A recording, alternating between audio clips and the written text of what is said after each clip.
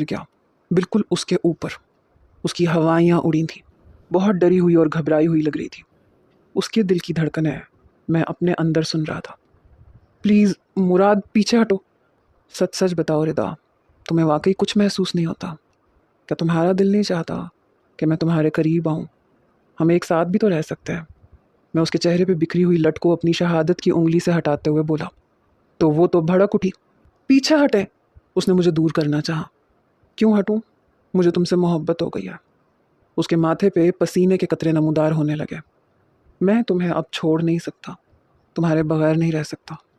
मुझे तुम्हारी मोहब्बत चाहिए और मेरा हक भी चाहिए। ये सुन के वो घबरा गई, यूं थी जैसे अभी रो देगी। मैं उससे पीछे हट गया और वो जल्दी से उठ के कमरे से बाहर निकल गई। पता नहीं क्यों मेरे दिल से इस चीज़ का अफसोस नहीं जा रहा था कि रिदा ने मेरे साथ ऐसे क्यों किया। मैंने तो कभी उसके साथ कुछ भी बुरा नहीं किया था। उसे पैसों की ज़रूरत थी तो मुझसे मांग लेती। अगर मैं उसे अपने ऑफिस में रख सकता था, बिना किसी गर्ज के उसकी हिफाजत कर सकता था, तो पैसे भी दे सकता था। या हो सकता है कि ये सब एक ड्रामा हो।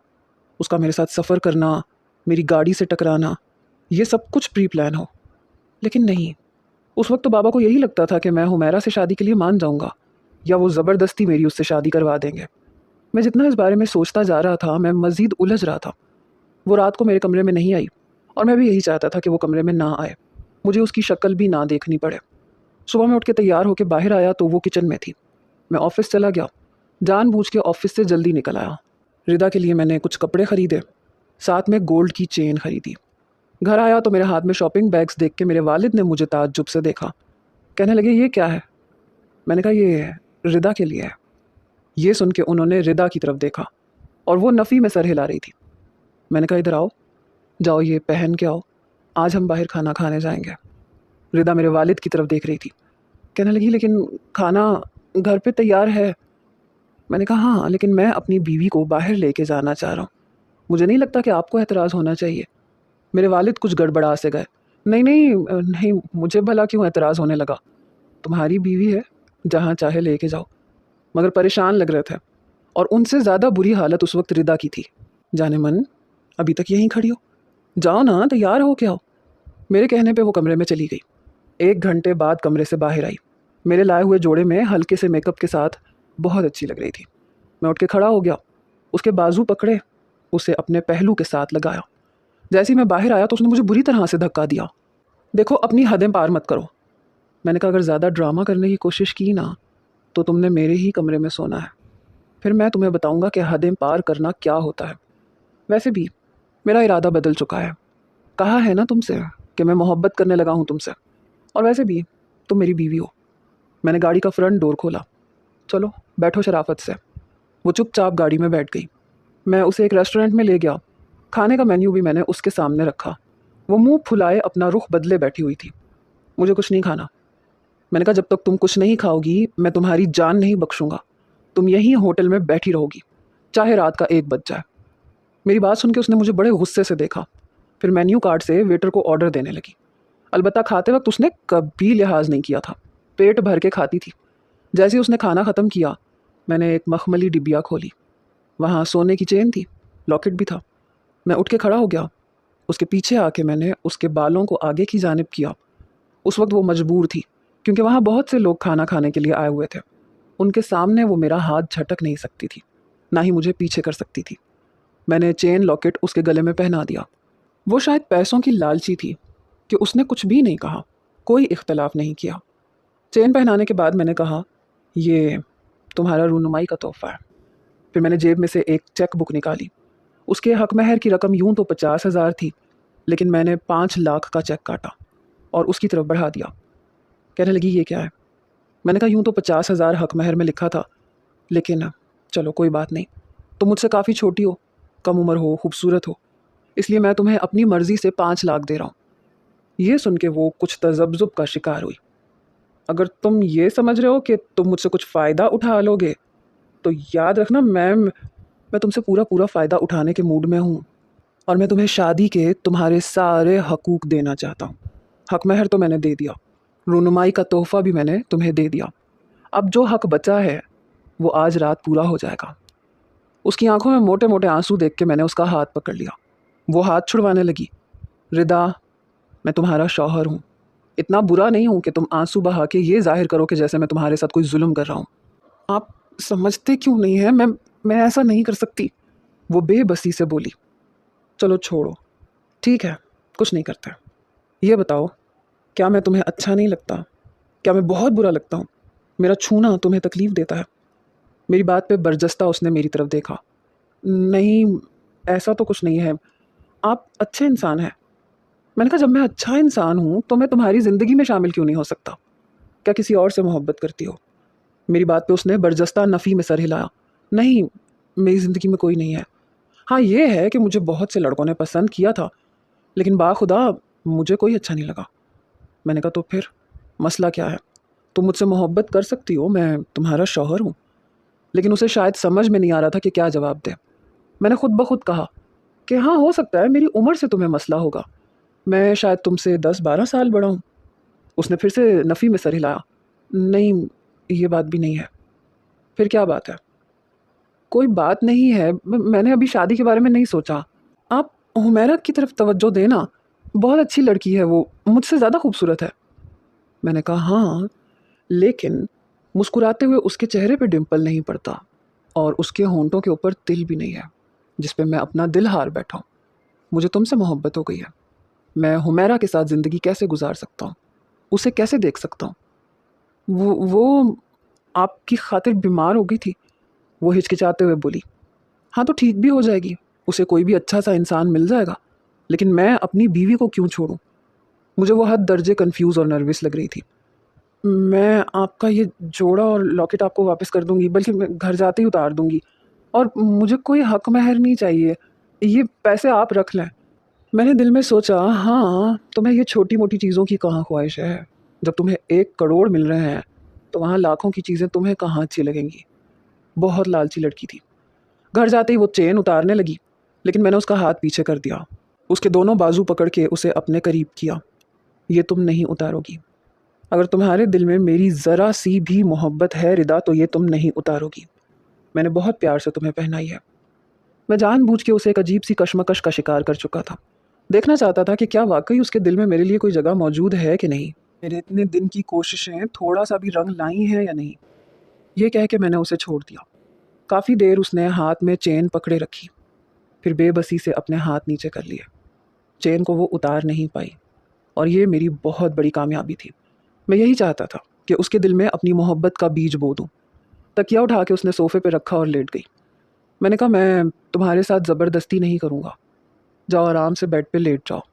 लेकिन वो आंखों पे बाजू रख चुकी थी। जी नहीं, आप सो जाएं, मैं यहीं पे ठीक हूँ। मैंने कहा, बहुत बहुत शुक्रिया रिदा। उसने आंखों से बाजू हटाए। क्या मतलब? किस बात का शुक्रिया? मैंने कहा, मुझसे थोड़ी सी मोहब्बत करने का। कहने लगी, मैंने कब कहा कि मैं आपसे मोहब्बत करती हूँ? वो तो चेन मुझे पसंद आ गई थी, इसलिए सोचा मैं ही रख लेती हूँ। जब आपका दिल चाहे तो आप खुद उतार दीजिएगा, बल्कि मुझसे कह दीजिएगा, मैं दे दूँगी आपको वापस। किसी खुश फहमी में मुब्तला ना हो तो बेहतर है। मैंने कहा, इंशाल्लाह अपने मुंह से एतराफ़ करोगी, और फिर मैं तुम्हें बताऊँगा कि मैं क्या हूँ। ये कह के मैं बेड पे लेट के सो गया, और इस बार वाकई मुझे बड़ी पुरसकून नींद आई थी। अब मैं अपनी जुर्रतें बढ़ाने लगा था। जब भी वो मेरे पास खाना खाने के लिए बैठती, मैं उसका हाथ पकड़ लेता और अपनी गोद में रख लेता। एक हाथ से बेचारी बड़ी मुश्किल से खाना खाती थी, मुझे घूरती रहती थी। कमरे में आता तो कुशन उठा के मेरे मुंह पे मारती। अपनी हदें क्रॉस ना किया करें तो ज़्यादा बेहतर होगा। मैंने कहा, जो चीज़ मेरी है उसे मैं अपना बना के रहूँगा, देख लेना तुम। फिर मैंने हुमैरा को कॉल की। खामखा उससे खैरियत पूछता रहा, इधर उधर की बातें करता रहा, और वो हैरान थी। कहने लगी, तुम्हें मैं कहाँ से याद आ गई? मैंने कहा, तो हमारी वैसे भी आपस में कोई दुश्मनी तो नहीं है कि मैं तुमसे कोई बातचीत ही ना करूं। बहरहाल, मुझे इतना अंदाज़ा हो गया था कि ये जो भी खेल खेला जा रहा है, हुमैरा को हर बात का इल्म है, और जो उसने अपनी बीमारी का मुझे बताया था वो भी शायद इसी प्लान का ही हिस्सा था। वरना जितनी वो हशाश बशाश लग रही थी, लग नहीं रहा था कि उसके दिल को कोई रोग लगा हुआ है। बहरहाल, आजकल मैं अपने बाप की और रिदा की नींदें उड़ा के रख चुका था। यकीनन वो मेरे बाप को बताती होगी कि मेरे इरादे क्या हैं, क्योंकि 10 बजे सोने वाला मेरा बाप 12 बजे तक लाउंज के चक्कर काटता रहता था। मैं कमरे से बाहर आया तो आज भी वो लाउंज में सर पकड़ के बैठे थे। मैंने कहा, क्या हुआ बाबा आपको? तो बुरी तरह से चौंक उठे।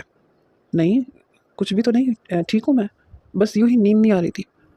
मैंने कहा, मैं जानता हूँ आपको क्या परेशानी है, बेफिक्र रहें, बहुत जल्द एक बहुत अच्छी खुशखबरी सुनाऊंगा आपको, वही खुशखबरी जो आप सुनना चाहते हैं। आपका ये घर बहुत जल्द छोटे बच्चों की कलकारियों से गूंजेगा। मेरी बात सुन के बजाय खुश होने के वो हड़बड़ा के उठ खड़े हुए। अगले रोज़ जब मैं ऑफिस से वापस आया तो लाउंज से बातों की आवाज़ आ रही थी।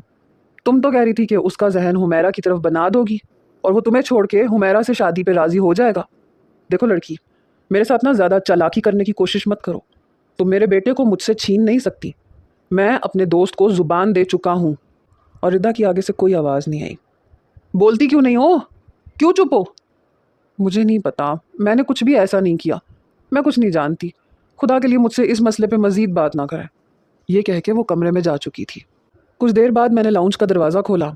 मेरे वालिद अच्छे खासे गुस्से में सोफ़े पे बैठे अपना सिगार पी रहे थे। मैंने सलाम किया। जब मैं अपने कमरे में आया तो रिदा अपने आंसू जल्दी से साफ़ करने लगी। मैंने कहा, क्या हुआ? क्यों परेशान हो? मैंने अपना लैपटॉप का बैग एक तरफ रखा और उसके पास आ गया। कहने लगी, नहीं कुछ नहीं, बस सर में दर्द था। मैंने कहा, क्यों मेरी जान के सर में दर्द था? लाओ मैं दबा दूँ। मेरी बात सुन के पीछे हट गई। आपको मुझसे नफरत क्यों नहीं होती? क्यों मुझसे मोहब्बत करते हैं? मैं इससे पहले कि वो कुछ और कहती, मैं उसका बाजू पकड़ के उसे अपने साथ लगा चुका था। क्यों करूँ नफरत तुमसे? तुम सिर्फ मोहब्बत के काबिल हो। देखो, मैं ज़बरदस्ती का कायल नहीं हूँ। मैं चाहता हूँ कि जितनी मोहब्बत मैं तुमसे करता हूँ उतनी ही मोहब्बत तुम्हारे दिल में भी मेरे लिए हो और फिर मैं तुम्हारे करीब आऊँ। लेकिन पता नहीं मुझ में कोई ऐसी खामी है, कोई ऐब है कि तुम्हारा दिल मेरे नाम पे तड़पता ही नहीं है। पता नहीं तुम पत्थर दिल हो। मेरे सीने के साथ लग के भी तुम्हारे दिल की धड़कनें मुंतशिर नहीं होती। हालांकि उसका दिल बड़ी ज़ोर ज़ोर से धड़क रहा था। वो बेबस हो चुकी थी, फूट फूट के रोने लगी। मैं उसका सर सहलाने लगा। क्यों रो रही हो? क्या हुआ है तुम्हें? मैं मैं तुमसे बहुत मोहब्बत करती हूँ मुराद। हालांकि मैंने बहुत चाहा कि तुमसे मोहब्बत ना करूँ। मुझे तुमसे मोहब्बत नहीं करनी थी। मैंने बहुत रोका अपने आप को, बहुत समझाया, बहुत कहा कि मुझे नहीं करनी, मुझे नहीं करनी, मुझे नहीं करनी। लेकिन पता नहीं क्यों यही तो मैं सुनना चाहता था। वो अपने मुंह से इजहार कर रही थी। मैंने उसकी कमर से अपना हाथ हटा लिया, उसे दोनों बाजुओं से पकड़ के खुद से दूर किया। फिर मैं उससे पीछे हट गया। फिर ज़ोर ज़ोर से तालियां बजाने लगा। वो मुझे हैरत से देख रही थी। मैंने कहा, कमाल की अदाकारा हो तुम। इतनी रियल एक्टिंग करती हो कि समझ में नहीं आता कि एक्टिंग कर रही हो या तुम हो ही ऐसी। वो नाफहमी से मुझे देखने लगी। ये क्या कह रहे हो तुम? मैंने उसकी कलाई पकड़ी और उसे कमरे से बाहर ला के अपने वालिद के सामने खड़ा कर दिया। मेरे वालिद ये देख के फ़ौरन से खड़े हो गए। मैंने कहा, ये लड़की अपने ड्रामे में कामयाब हो गई है। अब इसे 5 करोड़ का चेक आप काट के देंगे या मैं काट के दे दूँ? इतने पैसे तो मेरे अकाउंट में भी मौजूद होंगे। ये सुन के मेरे वालिद का और रिदा का रंग उड़ा था। ये क्या कह रहे हो तुम? ऐसा कुछ भी नहीं है, मेरे वालिद ने नज़रें चुराते हुए कहा। अलबत्ता रिदा फटी फटी आंखों से मुझे देख रही थी, चुप थी बिल्कुल। मैंने कहा, बाबा बस करते हैं। आप लोगों की बातें मैं सुन चुका था। मुझे नहीं पता था कि एक हुमैरा से शादी करवाने के लिए आप इतना बड़ा ड्रामा रचाएंगे, वो भी मेरे साथ। मेरे वालिद कहने लगे, हाँ तो और क्या करता? नौरीन के गम को तुमने अपने सीने से लगा रखा था, अपनी ज़िंदगी बर्बाद कर रहे थे। और तुमने भी तो मेरे साथ ड्रामा किया था। इस लड़की से कॉन्ट्रैक्ट मैरिज कर रहे थे। एक खेल तुमने खेला था, एक खेल मैंने खेल लिया। तुम करो तो जायज़ है, मैं करूँ तो ड्रामा हो गया, गलत हो गया। मैंने कहा, बहरहाल आप दोनों ने मिलकर जो भी करना था ना कर लिया, लेकिन अच्छा नहीं किया। फिर मैं रिदा के पास आ गया। तुम्हें पैसों की ज़रूरत थी तो एक बार मुझसे मांग लेती, मैं तुम्हें वैसे ही दे देता। मेरे बाप से सौदेबाजी करने की क्या ज़रूरत थी? वो आंखें झुकाए आंसू बहा रही थी। तुम्हें क्या लगता है मैं मर मिटा हूँ तुम पे? तुमसे मोहब्बत करने लगा हूँ? नहीं रिदा बीबी, तुम जैसी लड़की से मैं कभी मोहब्बत नहीं कर सकता। तुम्हारी और बाबा की बातें मैं सुन चुका था। तभी मैंने सोच लिया था कि जो खेल तुम लोग मेरे साथ खेल रहे हो मैं भी वही खेलूंगा। मुझे अफसोस हो रहा है कि कभी मैंने तुम जैसी लड़की की सादगी और भोलेपन पे यकीन किया, और जिसे मैं भोली भाली मासूम लड़की समझ रहा था वो इतनी लालची और खुदगर्ज थी। काश के रिदा तुम ऐसी ना होती तो यकीन मानो नौरीन के बाद तुम मेरा इंतखाब होती। लेकिन मैं ठीक था, नौरीन नौरीन ही थी, तुम कभी नौरीन नहीं बन सकती। ये कह के मैंने उसकी कलाई पकड़ी और अपने कमरे में ले आया। चेकबुक निकाली, 5 करोड़ की रकम लिखी और उसके हाथ पे चेक रख दिया। वो फटी फटी आंखों से देख रही थी। मुसलसल उसकी आंखों से आंसू बह रहे थे। 1 और करोड़ का चेक मैंने काटा और मैंने कहा कि 5 करोड़ तुमने तय किए थे और ये 1 करोड़ मेरा दिल बहलाने की खुशी में। तुम्हारे काम आएंगे।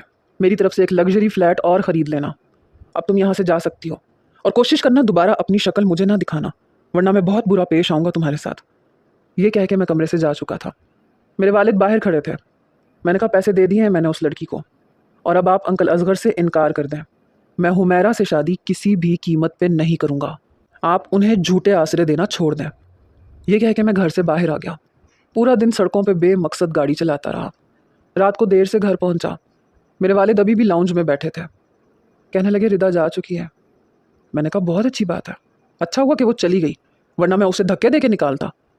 मेरे वालिद उठ के मेरे पास आए, अपनी जेब में से 2 चेक निकाले और मेरी हथेली पे रख दिया। ये तुम्हारे कमरे में पड़े हुए थे, कुछ भी लेके नहीं गई है वो। काश कि तुम अपनी कहने से पहले उसकी भी सुन लेते। वो इस चीज़ के लिए कभी तैयार नहीं थी। मैंने उसे पैसों का लालच दिया था। वो तब भी कह रही थी कि उसे पैसे नहीं चाहिए, लेकिन मैंने उसकी मिन्नत की थी, क्योंकि मुझे शक था कि तुम दोनों के बीच में ऐसा कुछ नहीं है। मैंने उसे उसकी माँ की कसम दे के पूछा था, तो उसने मुझे सच बता दिया था कि उसने सिर्फ तुमसे इसलिए शादी की थी ताकि हुमैरा के साथ मैं तुम्हारी शादी ज़बरदस्ती ना कर दूँ। फिर मैंने सोचा कि अगर तुम ड्रामा कर सकते हो तो मैं तो तुम्हारा बाप हूँ। मैंने उस लड़की से कहा कि मैं उसे अच्छी रकम दूंगा, 5 करोड़ दूंगा। उसकी ज़िंदगी की सारी मुश्किलात हल हो जाएंगी। उसे अपनी फूफो के पास नहीं जाना पड़ेगा।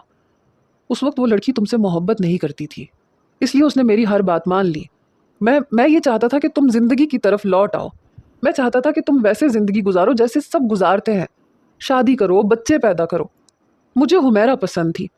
हालांकि वो लड़की पैसों की लालची नहीं थी, मगर ज़रूरतमंद ज़रूर थी।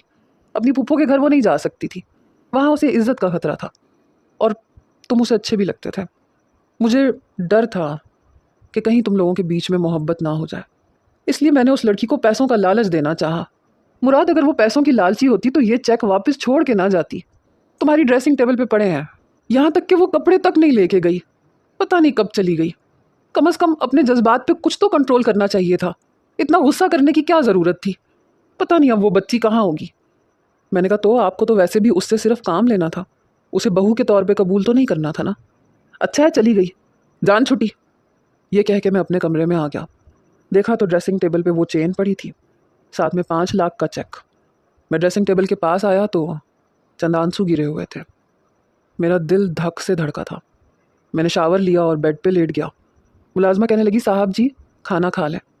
मैंने कहा मुझे भूख नहीं है, हालांकि मुझे बहुत भूख लगी हुई थी। सोच यही रहा था कि घर आके पेट भर के खाना खाऊंगा, लेकिन मैंने कुछ नहीं खाया। अच्छा है चली गई, वरना मैं उसे धक्के दे के निकाल देता। पता नहीं मैं किसे तसल्ली दे रहा था, शायद खुद ही को, लेकिन तसल्ली हो नहीं रही थी। कुछ भी तो लेके नहीं गई थी। अगर वो कुछ लेके चली जाती तो मुझे अफसोस ना होता, मुझे ये बेचैनी ना होती, मुझे ये तसल्ली होती कि वो वाकई लालची थी, इसलिए वो ले गई सब कुछ। लेकिन वो तो कपड़े तक लेके नहीं गई थी। मैंने आंखें बंद की और फिर एक झटके से मैं उठा। कहीं खुदकुशी करने के लिए तो नहीं चली गई, किसी गाड़ी के सामने तो नहीं आ जाएगी। मैं तो यूं बेचैन हुआ जैसे पता नहीं क्या हो गया। मैं बाहर आया, मेरे वालिद अपने कमरे में जा चुके थे। मैं जल्दी से बाहर निकला, बेमकसद सड़कों पे गाड़ी दौड़ाने लगा। मैं उसे ढूंढ रहा था। मैं खामखा हॉस्पिटल चला गया कि कहीं कोई एक्सीडेंट का केस तो नहीं आया। उन्होंने कहा कि नहीं, हमारे पास ऐसा इमरजेंसी का कोई केस नहीं आया। रात देर तक मैं यूं ही सड़कों पे गाड़ी चलाता रहा। फिर मैं घर आ गया, यही सोचने लगा कि मुझे क्या, जिए या मरे मेरी क्या लगती है, कुछ भी तो नहीं। मैं खुद को तसल्ली दे रहा था, लेकिन दिल दिल बार बार ये पूछ रहा था कि क्या वाकई तुम्हारी कुछ भी नहीं लगती वो? क्या वाकई तुमने सिर्फ मोहब्बत का ड्रामा किया था? बताओ मुराद, क्या जो कुछ भी तुमने उसके साथ किया था वो सिर्फ मोहब्बत का ड्रामा था? तुम्हें क्या लगता है तुम्हारा दिल अपनी जगह पे वैसे का वैसे ही है? तुम्हारे जज्बात रिदा के लिए बिल्कुल नहीं बदले। जैसे जैसे दिन गुजर रहे थे मेरी बेचैनी और बढ़ती जा रही थी। 8 से 10 दिन के बाद मैं बेबस हो चुका था। ये नाटक नहीं था, मुझे उस लड़की से मोहब्बत हो गई थी। अपना कमरा मुझे काट खाने को दौड़ रहा था। हर चीज़ जहर लग रही थी। कभी बैठे बैठे मुझे उसकी बातें याद आने लगती, तो बेसाख्ता मैं उसकी बातें याद करके हंसने लगता। जब देखता तो कमरा खाली नजर आता। दिल चाहता था कि कमरे को आग लगा दूं। ऑफिस में भी मेरा यही हाल था। हर वक्त स्टाफ की मेरे हाथों शामत आई रहती थी। किसी से ज़रा सी भी गलती हो जाती तो मैं चिल्लाने लगता था। मैं हद से ज़्यादा चिड़चिड़ा होकर रह गया था। 2 महीने गुजर गए। मुझे हर चीज़ से नफरत होने लगी थी। यहाँ तक कि अपने आप से भी नफरत होने लगी थी। बहुत गुस्सा आता था। क्या था कि अगर मैं उसे छोड़ता ही नहीं, उसे ये ना कहता कि यहाँ से निकल जाओ, और उसे भी क्या तकलीफ थी। ज़रूरी तो नहीं था कि अगर मैंने कह दिया कि चली जाओ तो चली ही जाती। पहले भी तो मेरी ऐसी कई बातें उसने नहीं मानी थी। पता नहीं कहाँ होगी। अपनी तरफ से मैंने बहुत सोचा, जहाँ जहाँ ढूंढा जा सकता था मैं इस्तांबुल में उसे ढूंढ चुका था। दिल हर वक्त उसके लिए परेशान रहता था। एक दिन यूं ही बेध्यानी में मैंने फ्रिज खोला तो जूस की बोतलें आधी थी, चॉकलेट गायब थी। मुझे हैरत हुई। मेरे रूम फ्रिज को तो कोई भी नहीं छेड़ता था। शायद मैंने काफ़ी टाइम के बाद अब गौर किया था। अगले रोज़ मैंने फिर से नोट किया, फ्रिज में से काफ़ी चीज़ें फिर गायब थी। 3-4 दिन से मैं ये नोट कर रहा था। एक दिन तो मैंने पूरे ऑफिस की तलाशी तक ली, हर चीज़ देखी, लेकिन मुझे कुछ भी नज़र नहीं आया। मेरे फ्रिज में से अगर कोई चीज़ें निकाल सकता था तो वो सिर्फ रिदा थी। जब मैं ऑफिस से निकला तो चपड़ासी बाहर कुर्सी पे ही बैठा हुआ था। मैंने कहा, तुम गए नहीं अभी तक? कहने लगा, साहब जी आप जाएं, मैं बाद में सब कुछ बंद करके चला जाऊंगा। पता नहीं क्यों बार बार घड़ी देख रहा था। मैं उसके सामने गाड़ी में बैठ के थोड़ा सा आगे गया। आगे जाके गली में से मुड़ गया। मैंने वहाँ गली में गाड़ी खड़ी की। गली से बाहर निकल के देखा तो मेरे होश उड़ के रह गए। रिदा एक शॉपिंग मॉल से बाहर निकली थी और चपड़ासी उसे अंदर जाने के लिए कह रहा था। साथ साथ उसे खाने के बॉक्स भी दे रहा था और वो उन्हें लेके ऊपर चली गई। उसके बाद चपड़ासी ने दरवाज़ा लॉक किया। मैं तेज़ कदमों से चलता हुआ उसके पास आ गया। मुझे देख के वो बुरी तरह से घबरा गया। साहब जी आप? मैंने कहा, हाँ मैं। तुम तो कह रहे थे कि तुम चले जाओगे, गए नहीं अभी तक? तुम्हारा काम तो ख़त्म हो गया है ना? मेरी ना फ़ाइल ऊपर रह गई है, वो मैं ले लूँगा, तुम जाओ यहाँ से। वो, साहब जी मैं फ़ाइल ले ला देता हूँ। नहीं मैं खुद ले लूँगा, तुम जाओ यहाँ से। मेरे कहने पे वो बेचारा चला गया। मैंने चाबी जेब से निकाली, दरवाज़ा खोला और लिफ्ट में बैठ के ऊपर आया। देखा तो मेरे ऑफिस का दरवाज़ा खुला हुआ था। मैं अंदर गया तो वो सोफे पे बैठी खाना खा रही थी। मुझे देखते ही उसके हाथ से चम्मच गिरा, फ़ौरन से खड़ी हो गई। मैंने ऑफिस का दरवाज़ा बंद किया और लॉक कर दिया। माथे पे बल डाले बड़े गुस्से से मैं एक एक कदम आगे बढ़ा, उसके पास पहुंचा। वो, मेरा यहाँ जानने वाला कोई नहीं है, फूफो के पास है मेरा पासपोर्ट, मैं कहीं और नहीं जा सकती थी, आई एम सॉरी। आप ऐसा करें, आप किसी पुलिस में कंप्लेन करवा दें मेरी, या मेरा पासपोर्ट मुझे वापस दिलवा दें। मैं हमेशा के लिए आपकी ज़िंदगी से। मैंने उसका बाजू पकड़ा और उसे अपने साथ भींच लिया। 2 महीने, 2 महीने, तुम्हें एहसास है कि मैंने कैसे गुजारे हैं? कहाँ कहाँ तुम्हें तलाश नहीं किया रिदा। I am sorry. जो मैंने कहा मुझे नहीं कहना चाहिए था। मैं नहीं रह सकता तुम्हारे बाहर। I love you. मैंने तुम्हें गलत समझा था। मैं उसे अपने साथ लगाए बस बोले जा रहा था, लेकिन वो चुप थी।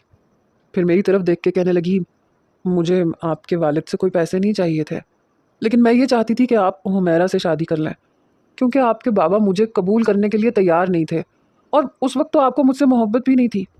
मैं ये सोच रही थी कि अगर आप मुझे छोड़ देंगे तो फिर मैं कहाँ जाऊँगी। सिर्फ इसलिए मैंने उनकी बात मानी थी। वो रो रही थी। मैंने उसके आंसू साफ़ किए और फिर उसे अपने साथ लगा लिया। दिल को चैन ही नहीं आ रहा था। जब मैं उसे अपने साथ घर लेके आया तो मेरे बाबा के चेहरे पे पहली बार उसे देख के मुस्कुराहट आई। शुक्र है बेटा तुम वापस आ गई। तुम्हारे जाने के बाद पता चला कि तुम क्या थी। मेरे घर की तो रौनक ही ख़त्म हो गई थी। मुझे माफ़ कर दो। वो कहने लगी, प्लीज़ मेरे सामने हाथ जोड़ के मुझे शर्मिंदा ना करें। बहरहाल उस रात हम दोनों ने एक दूसरे को टूट के चाहा था। मैं रिदा को हनीमून पे लेके गया था, ये सोच के कि नौरीन के बाद मुझे वो ज़िंदगी की तरफ वापस लेके आई थी। मेरी खातिर उसने अपने आप को काफ़ी हद तक बदल